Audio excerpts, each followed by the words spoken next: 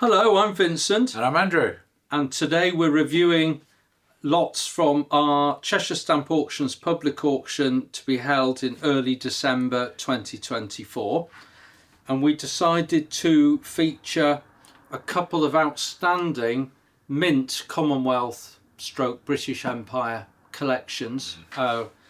And I'm starting off with the biggest, most expensive lot, if you like, we're offering in the Commonwealth section, which is lot 80, and it is housed in 16 of these lovely Plymouth albums, and they're not just nice from the outside, you're going to see the inside shortly.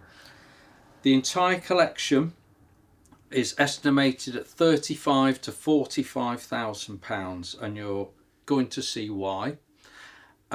The collector was a real connoisseur. He bought from a lot of auction houses, and we really couldn't find any faulty or sub-quality stamps in there at all. He had a very good eye, and not only that, wrote them up in the most lovely fashion, which if you wanted to you could carry on, and easy enough to carry on. And we have it took us about 6 hours actually, but we filmed every page being turned and edited it down. It's about an hour and a half if you want to, and that film is available appended to our description on our website and probably other places too. So I'm just going to, well, I'll take one out so you can see what you're getting into, and they're interleaf pages, beautifully written up. So without further ado, I'll just take you to the first volume, which I'll put under the camera. Sometimes we don't really know what to put under the camera. It's simple enough with a collection like this. You just start at the beginning, and there we go, a beautiful Aidan Dow set, one of the most famous sets of the George VI period. You can see the collector wrote them up. I'm going to zoom in a little so you can have a look at the level that it was written up to.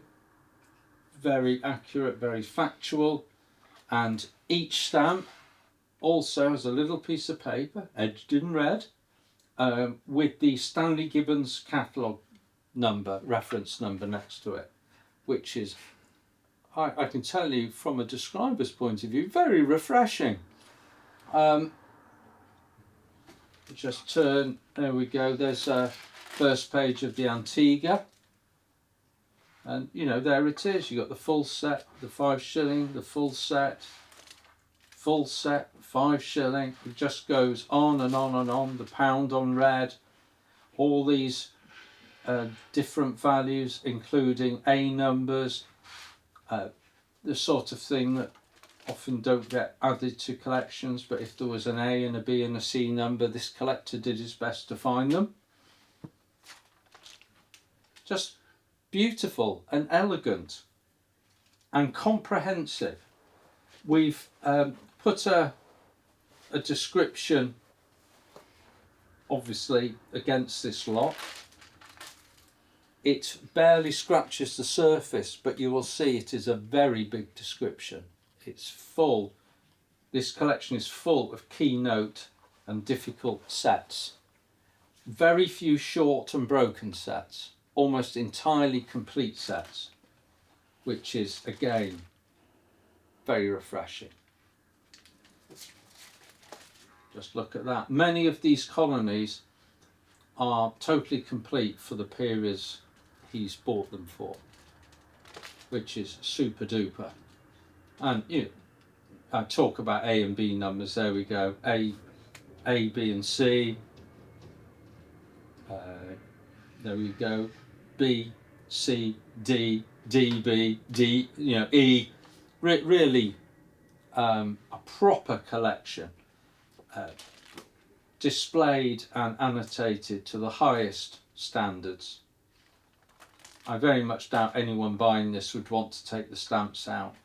you certainly could. Obviously, it's not valued for the display, but I would say it would be a lot easier just to continue the good work. And even the tricky work of identifying trickier stamps, like the Australian George V heads. Proper, accurate work undertaken here. So I'm not going to keep going on about this collection because we have filmed every page and you can look at that. I just wanted you to get my impression of what I consider to be one of the nicest collections of its type I have seen in 44 years of full-time work in the stamp business. So that's that.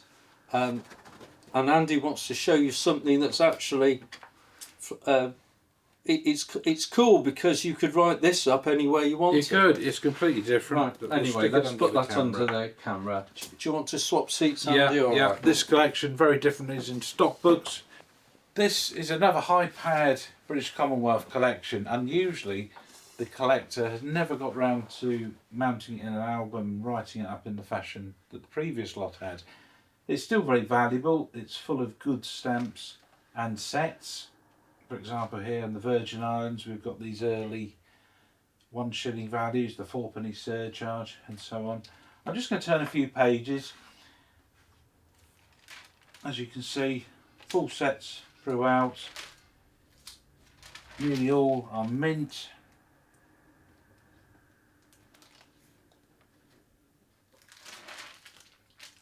Burma, Ceylon. It's the whole of the Commonwealth. We're going to have to India up to the 25. It's funny to see such great sets just laid out in a stock book with no annotations at all. Yeah, I suspect he bought them as sets or singles from dealers and just put them into these albums alphabetically. Here we've got Hong Kong, here with the $72 You've got the whole thing in the picture there.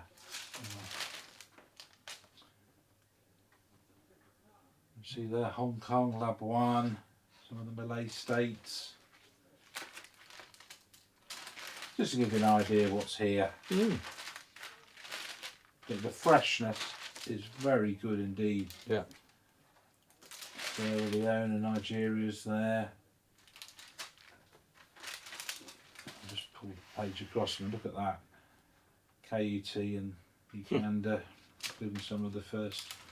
It's a fantastic Types collection. If it was in albums, Yeah. it would be like a load of albums. Yeah, I think you'd appreciate how good it is. You if it was laid out. You don't lay stamps on top of each other like that in normal stamp albums. Exactly. It's you'd fill multiple albums with that. I'll just do some more of the albums there. So we've got Bermuda High Values,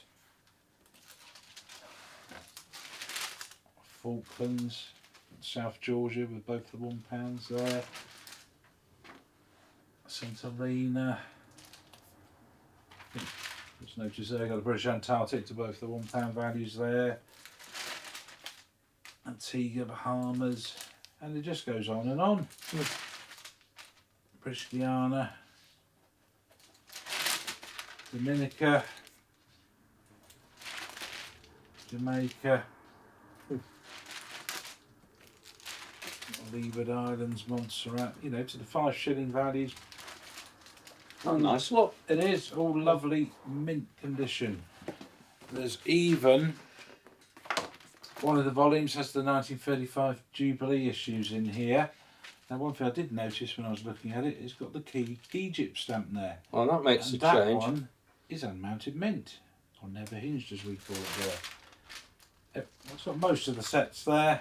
Same for the coronation and victories. And we just have a quick peek at the final volume. There we go, some more Nyasaland, Rhodesia and Nyasaland. Just pull one out randomly. Unmounted mint, so I suspect a high percentage of the Elizabethan is unmounted mint.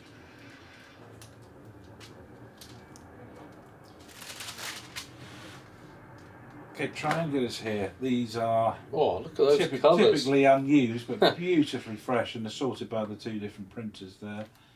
Some Natal,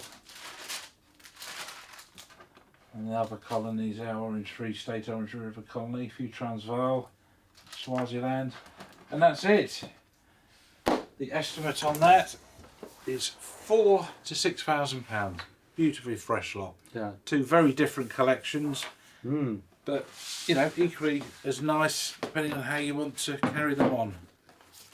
Well, thanks for joining us for that that show and tell of lovely mint Commonwealth Absolutely. stamps. Yeah. Let us know what you think, and thanks for joining us as always. Thank you.